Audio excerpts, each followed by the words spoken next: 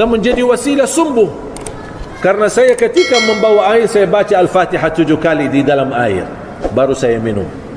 Ini menjadi wirid saya, kebiasaan. Bisa boleh satu kali baca Al-Fatihah, boleh 3 kali, boleh 7 kali.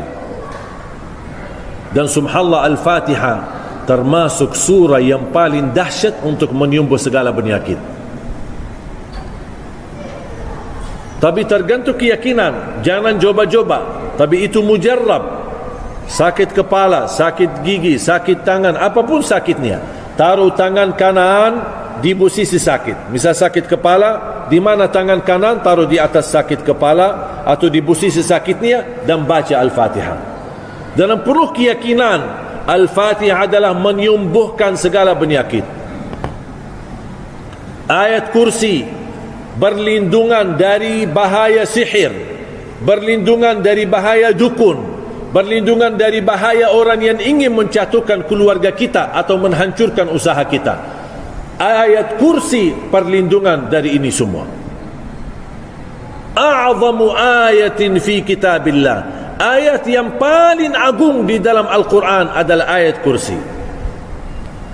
Bahkan ketika turunnya ayat kursi, turun dengan cahaya. Al-Fatihah pun turunnya dengan cahaya. Termasuk juga 3 ayat terakhir daripada suratul Baqarah, lillahi ma fis samawati wa ma fil ard, sampai akhir. Jadi ayat-ayat yang sederhana ini boleh Bapak Ibu dijaga menjadi wirid kita sehari-hari.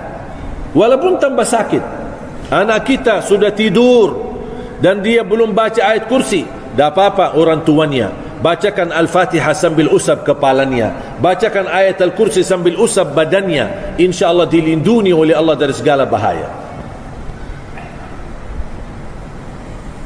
Suratul Baqarah jadi wirid. Alhamdulillah, saya dengan adik saya, termasuk ibu saya, tidak pernah tinggalkan Suratul Baqarah setiap hari, khatam. Kalau saya baca Suratul Baqarah 39 menit tuntas. Dah tahu kalau Bapak Ibu berapa hari.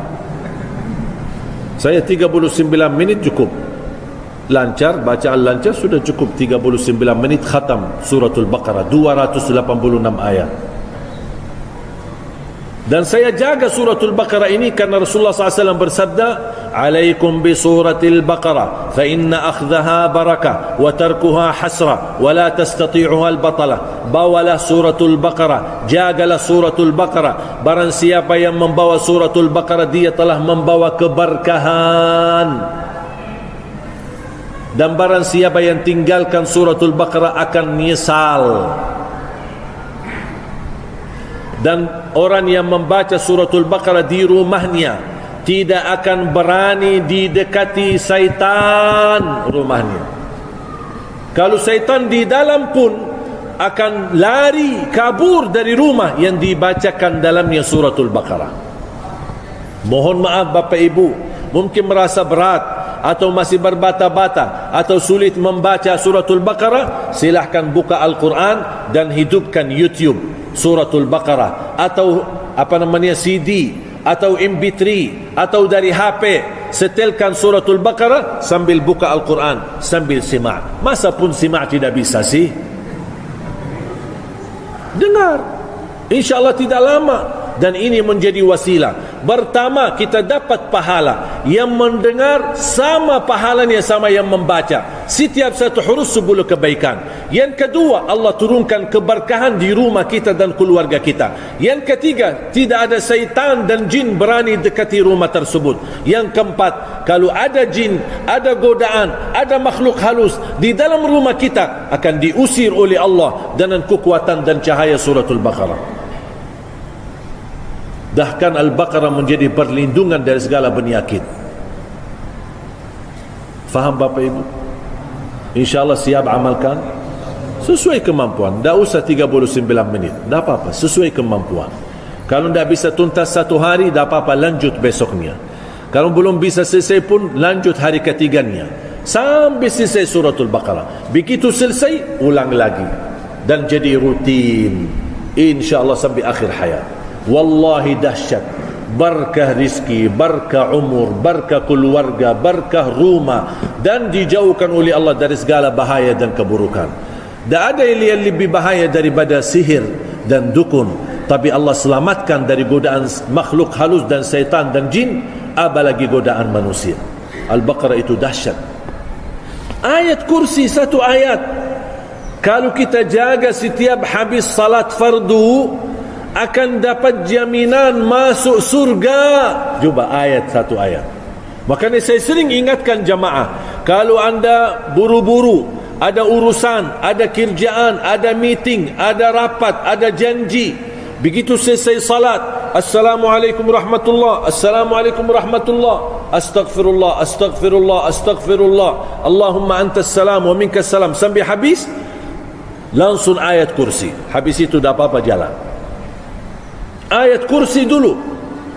Kalau anda takut buru-buru, ada urusan, dah bisa ditunda, ayat kursi. Dan zikir yang lain dah apa-apa sambil jalan. Subhanallah 33 sambil naik motor, sambil jalan kaki, Alhamdulillah 33, Allah Akbar, dah apa-apa boleh sambil jalan. Tapi ayat kursi jangan sampai terlewat habis salat fardu. Kenapa? Rasulullah SAW bersabda, man qara'a ayatal kursi dubura kulli salatin laysa bainahu wa bainal jannati illa an yamut.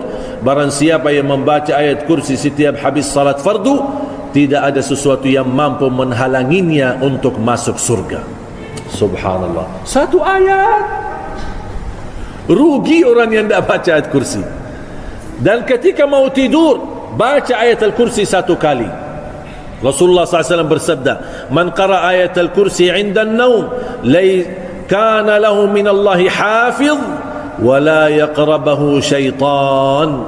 Barang siapa yang membaca ayat al-kursi ketika mau tidur, akan dilindungi dan dijaga oleh Allah, dan tidak akan didekati oleh syaitan. Jangan digoda, didekati aja tidak bisa. Tolong tanamkan cinta ayat al-kursi kepada anak-anak kita. Bapa ibu mohon doa restu. Saya harap semua yang hadir berkenan terlibat dalam perjuangan mencetak 1 juta penghafal Al-Quran. Mudah-mudahan bapa ibu berkenan menjadi keluarga besar Ahlul Quran. Mungkin kita bisa gagal menjadi penghafal Al-Quran, tapi insya-Allah sedekah kita, infak kita, perjuangan kita, fisik kita, tenaga kita, ilmu kita, apapun yang kita bisa berikan untuk Al-Quran, mudah-mudahan menjadi saksi baik dan tertulis nama kita mendapatkan syafaatnya Al-Quran. Amin ya rabbal alamin. Allahumma ya Allah, terimalah niat baik kami. Berikan kemudahan untuk kita memperjuangkan Al-Quran di bumi Indonesia, untuk mencetak juta hafal Al-Quran ya Allah. Ya Allah, berikan kepada keturunan kami penghafal Al-Quran, anak dan cucu kami ahlul Quran, pencinta Al-Quran, akhlakul Quran, dan membanggakan kami di hadapan-Mu hari kiamat birahmatika ya arhamar rahimin. Allahumma ya Allah, ighfir lana wa liwalidina wa li jami'il muslimina wal muslimat wal mu'minina wal mu'minat al ahya'i minhum wal amwat. Ya Allah, atas izin-Mu kami bersama-sama bertemu di masjid ini. Berilah kepada kami kemuliaan, sama-sama bertemu kembali di dalam surga-Mu ya Allah, bersama Nabi Muhammad sallallahu alaihi wasallam. اغفر لنا ولوالدينا ولجميع المسلمين والمسلمات والمؤمنين والمؤمنات الأحياء منهم والأموات. اللهم تقبل، اللهم تقبل، اللهم تقبل يا الله، mohon diterima. ربنا آتنا في الدنيا حسنة وفي الآخرة حسنة وقنا عذاب النار. وصلى الله على سيدنا ونبينا محمد وعلى آله وصحبه وبارك وسلم والحمد لله رب العالمين. Kurang lebihnya saya serahkan kepada panitia.